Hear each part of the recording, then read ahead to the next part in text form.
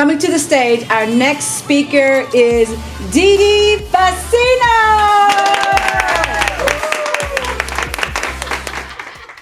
Thank you so much for having me. I am Didi Vecino, CEO and founder of AllerCuisine.com. You can find me there. For those of you who are unfamiliar with Aller Cuisine, it is a food allergy management company, consulting and professional development. Sounds so exciting, doesn't it? I can see y'all about to jump out of your seats. And the reason our brains go to all these different places is because we get caught up in our heads. I can give a simple direction, probably 2 steps, and somebody's going to make it 15 steps because they want to impress their boss, they want to impress me, they want to walk into the boardroom, they want to make it all fabulous, and they are the best employee, and keep it simple. We just get caught up in complexity. Food allergy management, it's not rocket science, guys. It's food and management. It's simple. It really isn't hard. But if you don't know it and you don't understand it, it can seem really, really hard, especially when we're talking about policies revolving around food allergies, if we're talking about professional development revolving around food allergies. It's a little something, something. But we can break it down, and we're going to. I do need to clarify, when I talk about food allergies, I'm not just talking about food allergies.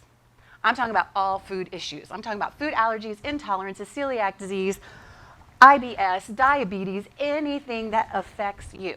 Because if it affects you, it affects your work. And if it affects your work, it affects your boss. And if it affects your boss, it affects the bottom line. So that's why we're here today, to talk about all of those things.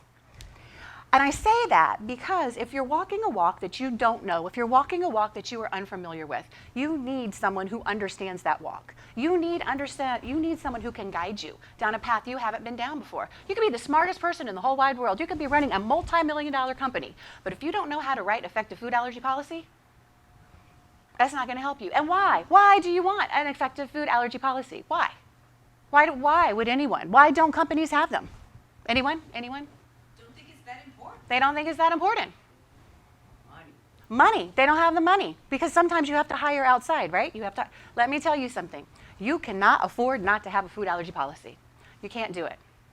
And I will explain to you why. Table. What do they need? A safe seat at the table. One more time. What do they need? Seat at the table. Every single one of them. Let me tell you something very, very quickly. Y'all can sit down. Thank you very much. Give them a round of applause for being brave enough to stand up. Thank you, thank you. Good Lord, it's hard to do that, isn't it, to admit those things? It is. I'm going to throw some numbers at you really, really quickly because I don't want to take up too much of your time, but I need you to understand the impact. 250 million people in this country have food allergies, just food allergies. 25 to 45 have IBS. 3 million people have celiac disease. 3 million. Right? 30. You add all of that up together, you've got 76 million people suffering from food allergies or other special dietary needs. That's 25% of the US population, adults. Adults. That's 25% of your workforce that are coming to work scared that they're going to get sick at work because people are bringing in food that they can't be around, disengaged because they're worried, absent because they're sick,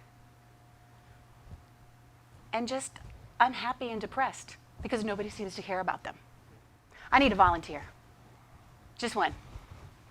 You are the hiring expert at your company. You're the hiring specialist. I am interviewing for a job. I walk in. So nice to meet you. Okay, now, you're going to ask this employee how much they're willing to give, right? How much can you give to this company? How much can you give this company? Oh my gosh, I'm so excited to be here. Thank you for having me. This is my dream job. I can give you 75% every day. Would you hire me if I could only give you 75%? Never. She would not hire 75%. What do you want? 95. 95%. What do you want? 100%. 100%. What do you want? 100%. 95%. 100%. 100%. Thank you very much. You will not accept 75%. I would not accept 75%. Workers who feel included at work work harder, they work smarter, they show up, they sing your praises, they're loyal, they don't leave you.